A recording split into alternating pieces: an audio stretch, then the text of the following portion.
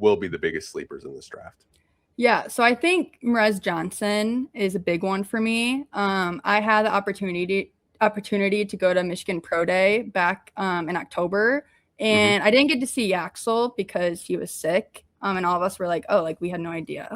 We were here to kind of see him initially, right? But Merez Johnson, like how are next to Jalen Duren, that's how big Merez Johnson, like he is a massive human being, 6'10", 250 pounds, just built like a train, really. He's one of the best two-way versatile players in this draft, has shown a lot from his freshman season at Illinois to be able to stretch the floor a little bit more. He's not going to, look to get a shot off at the perimeter, but he has a concise, balanced shot. His mechanics look good from out there. But for, him being a sophomore and, Michigan won the national championship this year, right? Like he was a stone cold leader on the court. And especially when his shot wasn't falling or he wasn't getting to his spots, he was telling, Yaxel, Mara, Elliot Cadeau, right, to get to their spots. Like he's always communicating to his teammates. And he's one of the best finishers in this class as well. He shot 75% at the rim. Like this guy does not miss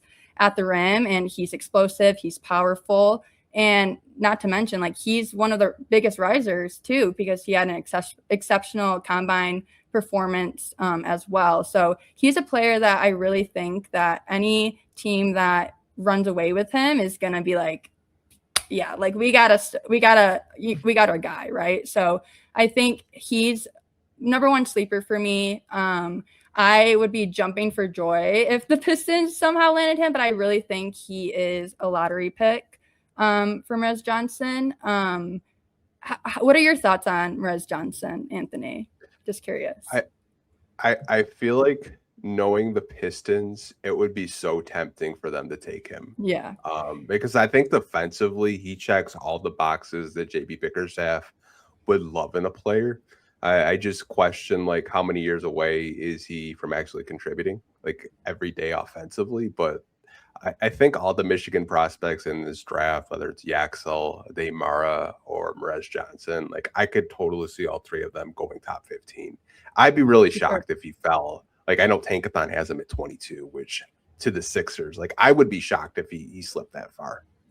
Yeah, I'm right there with you. And the thing about me is that whenever I see a prospect that improves like drastically year after year, I'm like, this guy is like going to do the same thing in the NBA, because Merez Johnson, like he wasn't really known for even taking a lot of, outside shots, but he's shown that there are signs of that. He's shown that he is capable of being a connective passing piece, and his motor is off the charts, which obviously fits in to the Pistons culture. He's kind of like beef stew in the sense of like, he's going to come in, do his job, hype up his team, has that dog mentality. And he's also a proven winning player that I think, adding depth whenever we can with size and strength, it's kind of like, why would we not do that? Right. So, but I also think he fits a particular, not as needed need for the Pistons, but he's also a player that if he were to fall, I'm not 100% he will, but if he were, like it would be really tempting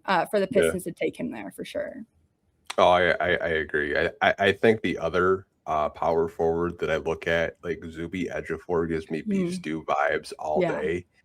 And I was looking at all his pre-draft workouts. Like it's like over 20 teams brought him in for a pre-draft workout. Like his projections, like early second, late first.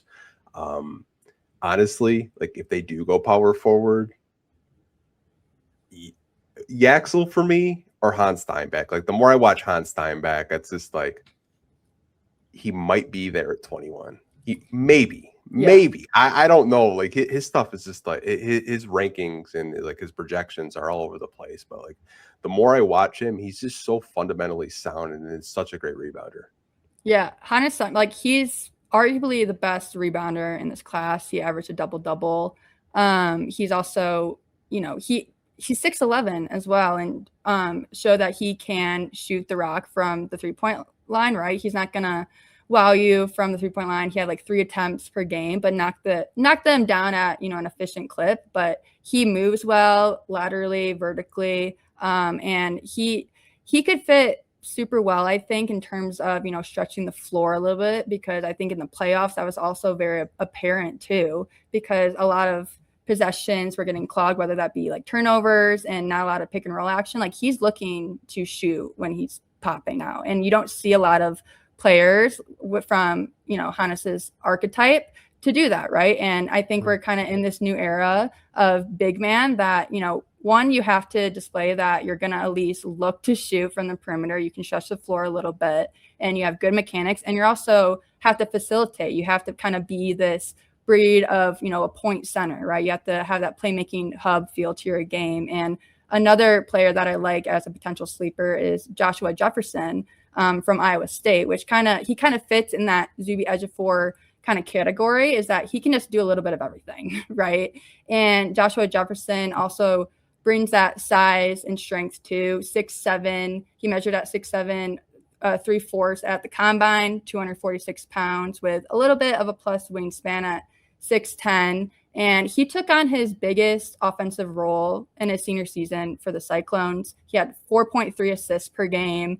And he's also like a CEO at getting to the line as well. He went to the line 6.1 attempts per game at 70% clip. Like, this guy also understands to play his type of game. And he showed a lot of improvements shooting the basketball, but he's really there to, make winning plays, create extra possessions, get to his spots, especially at the rim, and draw fouls, because not only is he very well versed in playing that kind of bully ball in the post and getting to his spots, but he also understands how to hit the cutters, how to hit the slashers. And some of the passes he was making, I'm like, oh my God, like, how is this even possible? Like, behind the back, like, no looks, like, he was just everywhere. And he did have that ankle injury for a little bit in March Madness, but came back from it. But he's the type of guy that I think, from like, in the terms of Zuby Ejiofor, like, we're going to look back and be like, how did this guy not go earlier? And I really believe he will still be on the board at 21 for the Pistons. And he also brings that plus size, winning player, impact player, and the Pistons need a lot more of those connective pieces, right? And he kind of if you're going to create like a my player of a winning basketball player with all the connective glue guy winning pieces, it's Joshua Jefferson. Do you think he'd be ready to contribute right away, since he's a little bit of an older prospect? I personally don't have any nags about older prospects. I think it's kind of a beaten tale in terms of, I kind of value production, efficiency, consistency, improvement year after year rather than age. But he will be 23 on draft night, but Yaxo will as well, right? And he is kind of in the same talks of how I feel about Joshua Jefferson, is that these older players, like, you're getting them on your rookie contract at their prime, is kind of how I look at it, in terms of, hey, this prospect's older, like, I don't know what to do. But I kind of look at it as like, you're getting the best value you ever will for this type of player. Yeah, I mean, I know a lot of Pistons fans have mentioned Joshua Jefferson. I'm kind of surprised that, like, when you look at mocks, he's kind of like late first, maybe early second round. Because if you do watch him, I mean, I think if you're a Pistons fan, he checks a lot of the boxes that you want out of a prospect to come in on a 60-win team. Be interesting to see if he's more of a long-term 3 or a long-term 4. It kind of seems like he could kind of like a tweener, kind of like a Tobias Harris in a sense, where he's able to play both positions. Yeah, he's definitely a positionless player to me. He's more of like a roamer, help defender, but he can be a mismatch nightmare, especially when he switched on, the 1 and 2s, right? So, and he's also a great screener, especially on the perimeter. I mean, he played with Tammy Lipsy, Milan Mancilovic, who is one of the best shooters in college basketball. Milan, he went back, right, to college, but now he's going to Kentucky, which a lot of people were surprised, but his defense really does need some work. But I mean, I don't know if he's going to have a better season than he did at Iowa State. This guy shot nearly 50% on 8 attempts from 3-point range, off movement, off catch and shoot, spot up attempts. Like, he did everything, but he elected to go back to school. And Joshua Jefferson was a big focal point of, setting up one of the best shooters in college basketball. So I think pairing him with Cade, Karis LeVert, Duncan Robinson, and, electing to set up our shooters, because we do need a lot more playmaking, especially from the perimeter. he would be a great fit for the Pistons at 21, I think.